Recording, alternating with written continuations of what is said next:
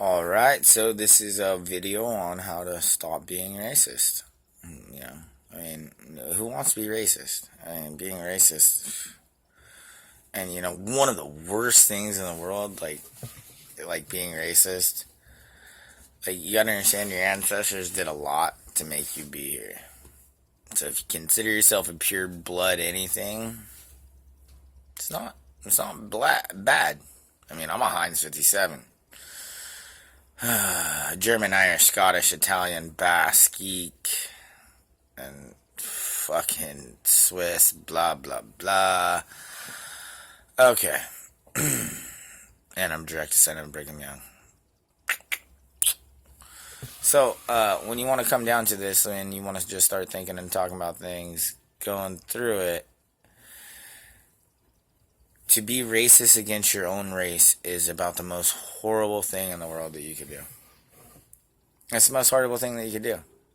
Here's the thing is, you're sitting there and I'm not saying you, I'm just saying a lot of people, like you see white girls, white boys, yelling at other people going, well, you're just a fucking privileged white male.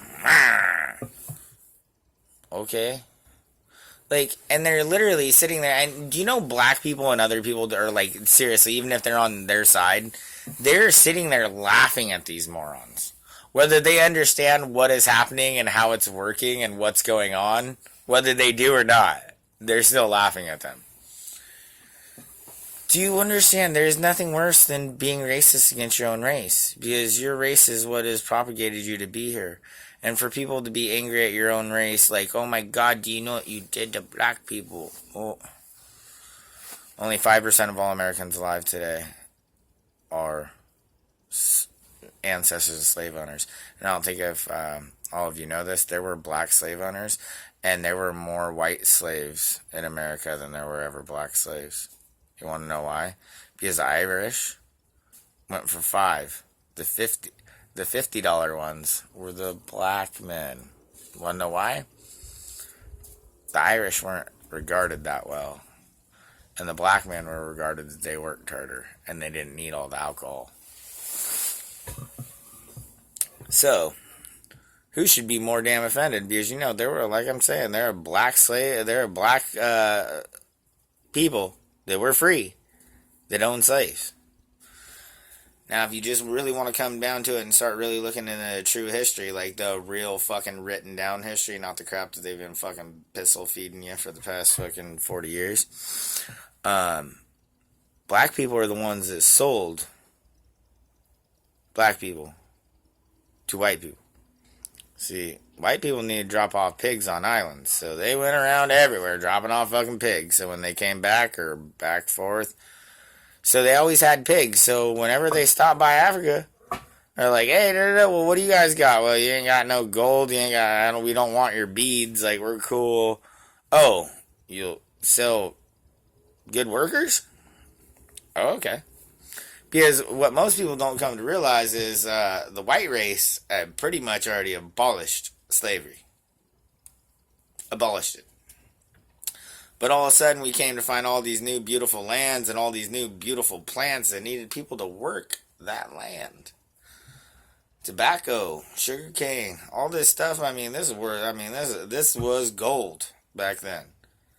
You know what I mean? Like, we never really had gold rushes, if you want to call it. Yeah, gold was money, but you didn't have gold rushes. Not, to California. But the gold rush was literally, buying the black people. That was a good way, good money. But really, the money wasn't in the slavery. The money was in the profit of what you got from all that sugar cane, all that stuff. So you got to understand, what we had to trade was pigs. So literally, your own people sold you for pigs. But see, they didn't just sell their own people. They went and took over your tribe, fucking brutally fucking treated you like shit. Might as well castrated you, because they did that to a lot of the males. And the funny thing is, we didn't like those ones. They liked it over there, but we didn't like the castrated males. Because they weren't virile, or we wanted them to breed. Wanted them to be able to have children. They wanted them to be masculine. So here's the thing. When we wanted them, we didn't want them with their Bitch chopped off. And you know what that means? You're actually in America. Would you rather be in Africa right now if you're black? No, you probably wouldn't. I think that's really horrible how your ancestors were treated, but you know what? Your ancestors that were bought by the white man got treated 100 times better than if they would have stayed there. So you should think about that. Okay, now let's get on top of it. There are more slaves now than there were back then. Even though that the white man, the Western world, demolished slavery. If you look and you ask Google, you hit the little button, you ask Google, how many slaves are on the planet today? Yes? 30 million fucking slaves on the planet today. When we got done with our Civil War and we abolished slavery, only 5 million people were freed. See, there was almost that many, if not more, that were already free that were living in the North. So, but now you think about it, you're all trying to talk all this shit, telling all these white men that they're pieces of shit, but guess what? Where slavery began, and where it's always been, it's still there. So you need to take your ass back to Saudi Arabia, you need to take your ass back to fucking Pakistan, you need to take your motherfucking ass back to fucking Africa, and guess what? The Horn of Africa, right there. Yeah, it's a pretty good fucking place, mate. Yeah, so guess what? There's more slavery going on, and it's still going on in the same fucking place that it did 2,000 years ago, and the same place that it did when all the white men that live in America bought your ancestors. Like I said, only 5% are ancestors of slave owners. So you need to look into this shit, and if you really give two shits, maybe you should actually be going and doing something about the slavery that's going on today. And stop fucking asking for handouts and fucking like you deserve something. Love those that love, deport those that hate.